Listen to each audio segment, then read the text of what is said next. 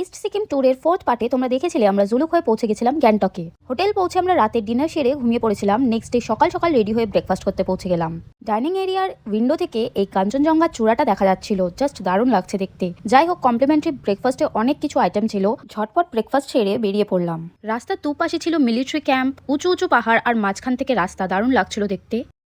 ছাঙ্গু যাবার পথে এই ভিউ পয়েন্টটায় দাঁড়ালাম। এইখান থেকে world's 3rd highest mountain Kanchenjunga দেখতে অপূর্ব লাগছিল।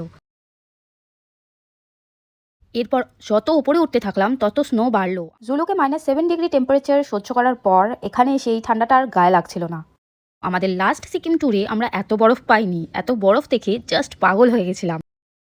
আমরা প্রায় 2 আওয়ার্স এইখানে কাটিয়ে বেরিয়ে গেলাম। বেলা প্রায় 1টা বাজে। রাস্তা পুরোই মেঘে ঢেকে গেছিল আর সামনে কিছুই দেখা যাচ্ছিল না। যত বেলা বাড়ছিল তত আরও মেঘ জমছিল রাস্তায়। যাই হোক, সিকিম ট্যুরের লাস্ট পার্টি আমরা কি করলাম জানতে চ্যানেলটাকে সাবস্ক্রাইব করে দিও।